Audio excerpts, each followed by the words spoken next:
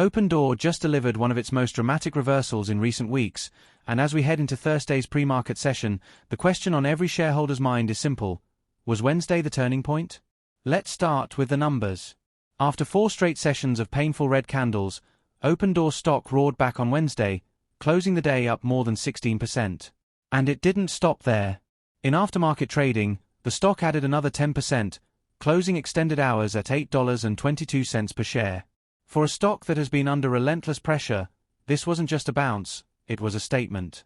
A statement that momentum can flip just as quickly as it fades. A statement that, for shorts who thought they had this trade locked down, the car may be breaking in the opposite direction. And that's why today's discussion is all about what I'm calling the calm before the next squeeze. Because the combination of bullish price action, stabilizing sentiment, and new company updates sets the stage for shorts to face a very different kind of pressure going forward. Now, let's rewind just a little bit. Earlier this week, the picture looked grim. The stock had been crushed by a combination of institutional selling, most notably the 12 million share exit from Access Industries, and a wave of retail uncertainty, spurred in part by debates about Eric Jackson's role in the stock. For 4 days in a row, Opendoor bled lower, culminating in a brutal Tuesday session that saw the stock plunge 15% to close at just $7.08. At that point, bears were calling for a complete breakdown. Some shorts were confidently predicting that the stock would tumble back toward the single digits, maybe even revisiting the lows of 50 cents that we saw in the past. But then something interesting happened. The selling pressure exhausted itself. By the aftermarket Tuesday, the stock held steady. And when Wednesday's session opened, it became clear that bulls were not only holding the line, they were ready to push back. By the closing bell, Opendoor had erased 4 days of losses in a single session. And that kind of swing doesn't just happen by accident. So what changed? On the surface, there were a couple of catalysts. First, we had macro housing data come in stronger than expected. August new home sales showed resilience in the housing market, and that gave a lift to the entire sector. For Opendoor specifically, this was important because just a quarter ago, the old board had guided with very conservative projections for Q3 and Q4. If housing demand is showing more strength than anticipated, then those projections might already be looking outdated. And that means Opendoor could be set up to outperform expectations, especially in the back half of the year. Second, Kaz Nejatian, Opendoor's new CEO, continued his flurry of updates. On Wednesday, he shared that the company is launching a range of MCPs, or multi-component processes, connected to an internal chat system built on LibreChat. More importantly, he announced that the Opendoor Assistant, an AI agent designed to make employees more efficient, had shipped the day before. This wasn't a pie-in-the-sky announcement. It was a tangible product update. And it reinforced the message that Kaz has been hammering since day one. Opendoor is going to be fast, lean, and technologically driven.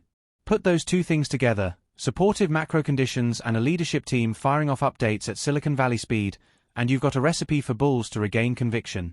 But here's where it gets interesting for shorts. Because while bulls are seeing the glass half full again, shorts are facing a very different reality. Think about it. Over the last week, short interest has been building. We know big players like SquarePoint, Jane Street, Group 1, Simplex, and Walleye have been involved. We also know that high-profile individuals like Martin Shkreli disclosed short positions.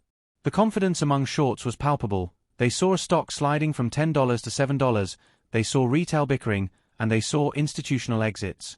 For them, it looked like the perfect storm. But markets have a way of humbling conviction. And Wednesday's reversal was a gut punch to shorts who piled in late. Because if you were shorting this stock aggressively at $7.50, or $7.25, or even $7.08, suddenly you're underwater. Suddenly, the trade isn't so clean. Suddenly, you're staring at a position that could squeeze against you if momentum continues. And this is where psychology comes into play. For longs, the question is simple. If you thought buying at $10 was a good idea, why wouldn't buying at $8 be even better? For shorts, the opposite logic applies. If you thought shorting at $10 was attractive, what happens when the stock holds above $8 after 26% rebound in less than 24 hours? Do you double down? Or do you cover? That's why I call this the calm before the next squeeze. Because while the stock may or may not continue its rally in a straight line, the psychology has shifted. Shorts are no longer pressing their bets with the same confidence. They're questioning whether the easy downside has already been captured. And the longer the stock holds these levels, or pushes higher, the more pressure builds on them to unwind. And let's not forget, Opendoor has catalysts ahead. Rate cuts are on the horizon. Housing data is showing strength. The company itself is mid-reset, with Kaz overhauling not just strategy but culture. We've seen the end of work from home, which signals a shift toward accountability and efficiency. We've seen active recruiting for engineers and developers, which signals investment in building, not shrinking. And we've seen Kaz lean into the retail narrative, even joking about Drake managing a Canada office if he wants to. All of this paints a picture of a CEO who is both serious about execution and savvy about storytelling. That combination is powerful fuel for a growth stock. So let's zoom out. What does this mean for investors heading into Thursday's pre-market? First, it means that the panic has subsided. Tuesday's freefall was ugly, but it was also cathartic. With Access Industries dumping 12 million shares, a huge overhang was cleared. With retail frustration spilling into the open, sentiment hit rock bottom. And with shorts piling in, the trade became crowded. That's why Wednesday's reversal was so violent. Because once the selling pressure cleared, there was nothing left but buyers stepping in. Second, it means that the growth narrative is intact. The story here isn't just about price swings. It's about a company reinventing itself under new leadership. A company that's rolling out AI tools internally, considering bold new app concepts externally, and expanding nationally faster than expected. If you're a long-term investor, that's what matters. Because those are the moves that reshape business models, not just stock charts. Third, it means that shorts are on notice. The calm of the past few days, where bears controlled the tape and retail was shaken, is over. The calm we're entering now is a different kind of calm. It's the calm of a stock that has found a floor. The calm of a community regaining its footing. The calm that sets the stage for volatility to swing the other way. And if that volatility is upward, shorts will be forced to cover, fueling even more upside. Now, let me be clear. This doesn't mean the stock is going to explode straight back to $10 or $12 overnight. Markets rarely move in straight lines. There will be consolidation, there will be profit-taking, and there will be plenty of noise. But what matters is the direction of travel. And right now, the direction has shifted. For shareholders, the key is perspective. Don't get lost in the minute-by-minute swings. Zoom out and ask yourself, is the company executing? Are macro conditions supportive? Is leadership delivering?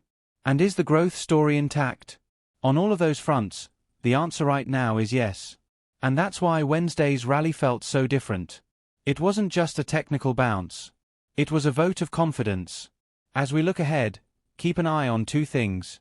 First, watch how the stock trades around this new $8 level. If it holds, it sends a strong message that the bottom is in.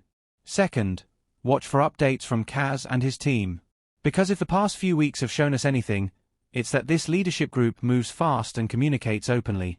Any new product updates, efficiency gains, or strategic moves could add fuel to the fire. So, is this the calm before the next squeeze?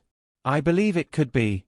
Because when you combine a cleared overhang, renewed bullish momentum, supportive housing data, and a company in reset mode, you've got a setup where shorts are no longer in control. And if history has taught us anything, it's that when shorts lose control, things can move very quickly in the other direction.